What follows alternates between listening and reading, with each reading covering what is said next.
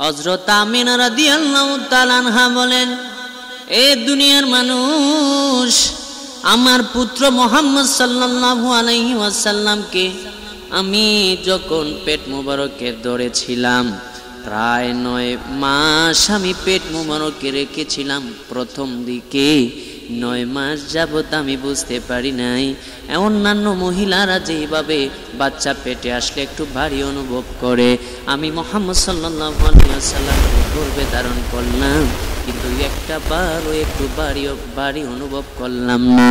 আমার মায়ার নবী কেমন নবী রে, ও বাবজি রে, ওই মায়ার নবী কেমন নবী আম্মা জান, আমার মায়ার নবীর আম্মা জান হযরতে আমিনা রাদিয়াল্লাহু তাআলা আনহা কয়, দুনিয়ার মানুষেরা রে, যখন আমার বাচ্চাদন পৃথিবীতে আগমন করবে, পৃথিবীতে তার শুভ আগমন হবে, ওই সময় আমি ঘরের মধ্যে একাই ছিলাম, ঘরের মধ্যে একা ছিলাম, ঘরের মধ্যে আমি একা বসবাস করছিলাম। আমার শ্বশুর আব্দুল মুত্তালিব তিনি খানায় কাবার খেদমতরত অবস্থায় চলে গিয়েছিলেন। ওই সময় ঘরে অন্য কেউ ছিল না এবং অন্ধকার ছিল। এমন সময় যখন আমার বাচ্চাদন প্রথম দিকে অনেক আশ্চর্য অনেক ঘটনা ঘটেছে, আব্বাজান বাবাজান, প্রথম দিকে অনেক আশ্চর্য ঘটনা ঘটেছে। মা আমিনা রাদিয়াল্লাহু তাআলা আনহা বলেন, দুনিয়ার মানুষ, যখন আমার বাচ্চাদন পৃথিবীতে আগমন করেছে, আগমন করার পূর্বে 3 জন মহিলা আমার নিকট আগমন করলেন, অনেক সুন্দর চেহারার অধিকারী তিনারা। আমি জিজ্ঞাসা করলাম, কে গো আপনারা, আপনাদের নাম কি? তারা উত্তর দিলেন, একজন বলেন আমি বিবি আসিয়া, একজন বলেন আমি বিবি মরিয়ম, আর একজন বলেন আমি হযরতে হাজেরা আলাইহিস সালাম। এইভাবে সকলের পরিচয় বললেন, পরিচয় আদান প্রদান হলো। আপনারা কেন আসছেন, কেন আপনারা আসছেন? আমরা আসছি, আমার আল্লাহ আপনার খেদমতার্থে আমাদেরকে পাঠাইয়া দিয়েছে। সুবহানাল্লাহ। আপনার কলিজার টুকরা রহমাতুল লিল আলামিন যিনি পৃথিবীর মধ্যে আগমন করবে, তিনি গোটা জাহানের রহমত স্বরূপ পৃথিবীতে আগমন করবে। ওই রহমাতুল লিল আলামিনের খেদমতার্থে, তিনার মা আপনার খেদমতার্থে আমাদেরকে আমার আল্লাহ পাঠাইয়া দিয়েছেন, যেন আপনার খেদমতে আমরা অবস্থান করতে পারি। আব্বাজান বাবাজান, হযরতে আমিনা রাদিয়াল্লাহু তাআলা আনহা কয়, আমার বাচ্চাদন যখন আগমন করলেন, ওই সময় আমার ঘরটা একেবারে অন্ধকার ছিল।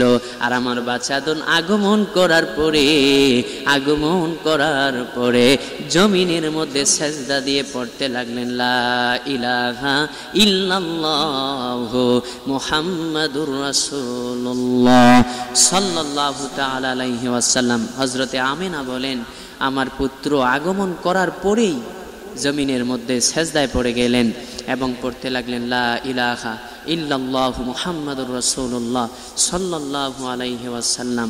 আমি সাক্ষ্য দিচ্ছি আল্লাহ ব্যতীত কোনো ইলাহ নেই, উপাস্যকারী অন্য কেউ নেই, আল্লাহ ব্যতীত কাউকে সেজদা করা যাবে না, আল্লাহ ছাড়া কারো ইবাদত করা যাবে না, এবং মুহাম্মাদুর রাসূলুল্লাহ সাল্লাল্লাহু আলাইহি ওয়াসাল্লাম আমি আল্লাহর প্রেরিত একজন রসুল। সুবহানাল্লাহ, সুবহানাল্লাহ। ওই প্রেমায়ের নবী পৃথিবীতে আসার পরে নিজেই ছোট্টবেলায় আগমন করার পরপরই বলতে লাগলেন, অনর্গল আরবি ভাষায় কথা বলতে লাগলেন। সুবহানাল্লাহ। এই হচ্ছে নবীর বড় একটা মুআজিজা, যা পৃথিবীতে আসার পরই আমার আল্লাহ আমার প্রিয় নবীকে দান করেছেন। সুবহানাল্লাহ। আব্বা জান্নারে, বাবা জান্নারে, হযরতে আমিনা রাদিয়াল্লাহু তাআলা আনহা কয়, দুনিয়ার মানুষ, ও দুনিয়ার মানুষ, আমার বাচ্চাদন আগমনের পরে আমার ঘরটা একেবারে অন্ধকার ছিল। আমার বাচ্চাদনের চেহারা মুবারকের আলোতে যদি একটা সুই হারায়া যাইত অন্ধকার ঘরে, আমার জাদুমণির চেহারার আলোতে ওই সুইটা পর্যন্ত খুঁজে পাওয়া যাইত। সুবহানাল্লাহ। শুধু তাই নয়, আমার বাচ্চাদন আগমন করার পরে আমার ঘরটা একেবারে অন্ধকার ছিল। আমার জাদুমণির চেহারা মুবারকের আলোতে আমি আমিনা সুদূর সিরিয়া পর্যন্ত, আমার চোখ মুবারকগুলি সুদূর সিরিয়ার রাস্তা পর্যন্ত দেখতে পেয়েছিল। সুবহানাল্লাহ। ওই নবীর কেমন মুআজিজা আমার আল্লাহ দান করেছেন। প্রিয় বাজান, আমার মায়ার নবী রহমাতুল লিল আলামিন পৃথিবীতে আগমনের পরে আবুল আহাবের একজন দাসী ছিলেন, নাম হচ্ছে সুয়াইবা। ওই সুয়াইবা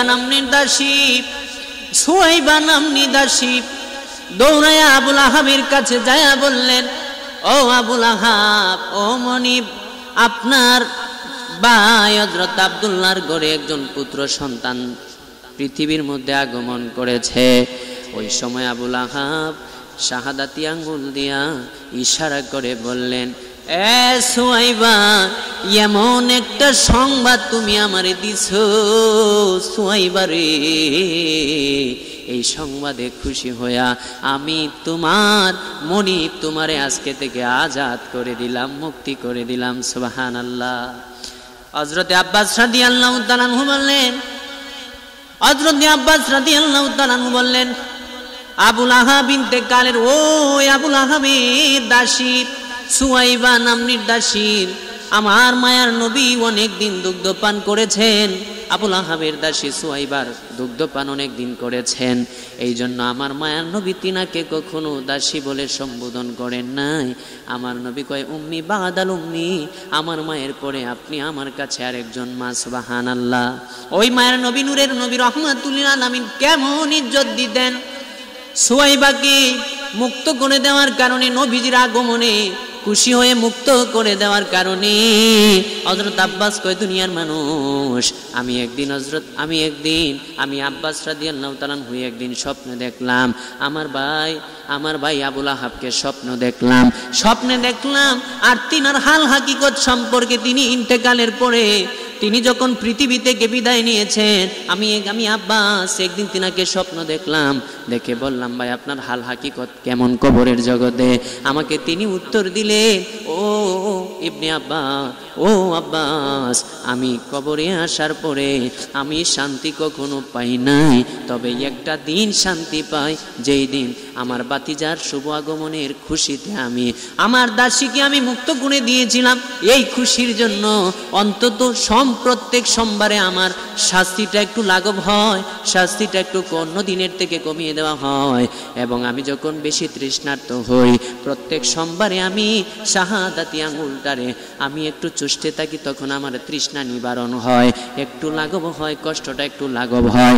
আব্বা জিরারে, বাবা জিরারে, ওই আব্বাস রাদিয়াল্লাহু তাআলা আনহু তিনি বলেন, আমি একদিন আমার বাতিজাকে জিজ্ঞাসা করলাম, প্রশ্ন করলাম, ও বাতিজা, তুমি যখন ছোট্টবেলায় দোলনার মধ্যে চড়ছিলে, এমন সময় আমি একটা বিষয় দেখছিলাম, যেই দৃশ্যটা দেখে আমাকে পরবর্তীতে মুসলমান হওয়ার অনুপ্রেরণা জুগিয়েছিল। আমার মায়ার নবী কয়, চাচা যান, সেই জিনিসটা কি? আমার মায়ার নবীকে বললেন, ও বাতিজা, আমি দেখলাম, ও মুহাম্মদ সাল্লাল্লাহু আলাইহি ওয়াসাল্লাম, আমার মায়ার নবী রাহমাতুল লিল আলামিন, আমার আদরের বাতিজা, আমি দেখলাম আপনি যখন ছোট্ট ছিলেন দোলনার মধ্যে ছিলেন, ওই সময় আমি দেখলাম দোলনার মধ্যে ছড়ে আছেন। আর একবার আপনার দিকে আমি তাকাই, আর একবার আকাশের দিকে তাকায়া দেখি আকাশের তারকা, আকাশের চাঁদ, যেই দিকে আপনি আপনার শাহাদাতি আঙ্গুল মুবারক নাড়ান, ওই দিকে আকাশের চাঁদ যায়। আপনি ডানে নিলে আঙ্গুল মুবারকটা ডানে ঘুরাইলে আকাশের চাঁদ ডানে চলে যায়, বামে আঙ্গুল মোবারকটা ঘুরাইলে আকাশের চাঁদ বামে চলে যায়। আমার আর বুঝতে বাকি নাই, আপনি আল্লাহর একজন নবী, আপনি সাধারণ কোনো মানুষ না। আমার নূরের নবী মুস্কি হাসি দিয়ে কয়, চাচু যান, শুধু আমি আঙ্গুল দিয়ে ইশারা করি নাই, ও চাচা যান, ওই সময় আমি চাঁদের সাথে কথাও বলতাম, চাঁদে আমার কথাও বুঝতো, আর আমি রাহমাতুল লিল আলামিন চাঁদের কথাও বুঝতাম, এবং চাঁদের সাথে খেলা করার জন্য আমার আল্লাহ চাঁদের খেলা করার জন্য আমার সাথে নিযুক্ত করে দিয়েছে। সুবহানাল্লাহ। ওই মায়ার নবী রাহমাতুল লিল আলামিনের মিলাদুন নবী, আমার নবীজির জন্ম বৃত্তান্ত, আগমনের কথা আলোচনা করাই একটা ইবাদত। আল্লাহর ওলিদের সম্পর্কে আলোচনা করা, পরহেজগার বান্দাদের সম্পর্কে আলোচনা করা একটা ইবাদত। আমার আল্লাহ সুবহানাহু ওয়া তাআলা ওই প্রিয় নবীর মাধ্যমে উম্মতের নাজাত লিখে দিয়েছেন। যারা পরহেজগার হবে, মুত্তাকি হবে, প্রিয় বান্দা হবে, ইবাদত দ্বারা নিজেকে পরিবেষ্টিত করতে পারবে, তাদের জন্যই আমার প্রিয় নবী রহমাতুল্লিল আলামিন কাল হাসরের মাঠে সুপারিশের জন্য এপাশ ওপাশ দৌড়াবেন। উম্মতের নাজাতের জন্য ওই মায়ার নবীর মিলাদুন্নবীতে, ঈদে মিলাদুন্নবীতে যারা খুশি হয়ে মিলাদুন্নবী পালন করবে, আল্লাহ পাকের প্রিয় হাবিব সাল্লাল্লাহু আলাইহি ওয়াসাল্লাম তাদের জন্য কাল হাসরে সুপারিশ করবে। আল্লাহ পাক যেন আমাদের সকলকে প্রিয় নবী সাল্লাল্লাহু আলাইহি ওয়াসাল্লামের সত্যিকারের আশিক উম্মত হিসেবে আমাদেরকে কবুল করেন। সকলে পড়ি আমিন।